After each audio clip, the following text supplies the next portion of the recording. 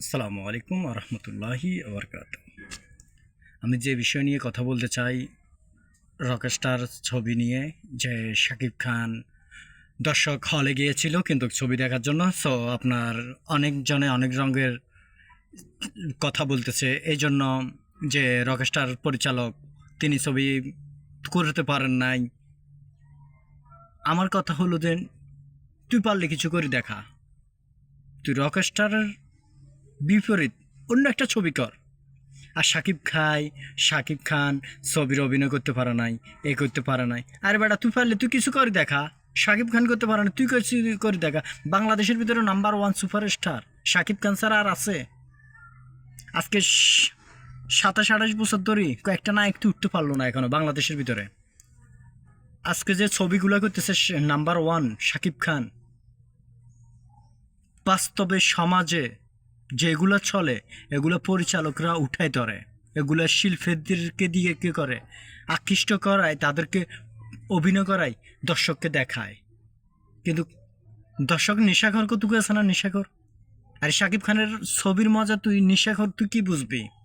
শাকিব খানের ছবি দেখতে হলে তাদের সুস্থ ব্রেন লাগবে আর সুস্থ চোখ লাগবে। শুধু খালি সমালোচনা করতে পারো জ্ঞান, আর কিছু করতে পারো না। বাংলাদেশের ভিতরে কী করো?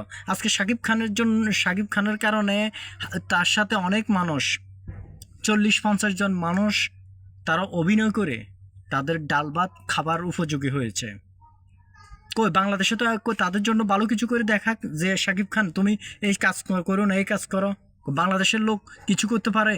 বাংলাদেশে শুধু খালি অতটুকু শিক্ষা দিতে পারে, চুরি শিক্ষা দিতে পারে, কিভাবে দুর্নীতি করি দেশের টাকা বিদেশে পাচার করতে পারে। এগুলোই তো শিক্ষা বাংলাদেশে। ভালো কিছু আর শিখাতে পারে? বাংলাদেশে যদি আর এত কিছু ভালো কিছু যদি করতে পারতো, তাহলে ভালো কিছু কিন্তু ছবির ভিতরে দেখানো হতো। কিন্তু বাংলাদেশের যে কালচারে চলে, ওই কালচারে কিন্তু ছবিগুলো তৈরি করা হয় পরিচালকরা। পারলে বেটা পরিচালকের মতন একটা ছবি তৈরি করে দেখা। শাকিব খান, দ্বিতীয় শাকিব খান পারলে তৈরি কর। পারবি না, ওই যোগ্যতা বাংলাদেশের মানুষের ভিতরে নাই।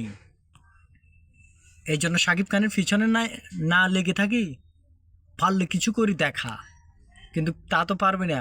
বাংলাদেশের ভিতরে শুধু পারবি শুধু খালি একজনের পিছনে লেগে থাকা। শাকিব খানের সাথে আজকে কত মানুষ, তার ফ্যামিলি চলতেছে।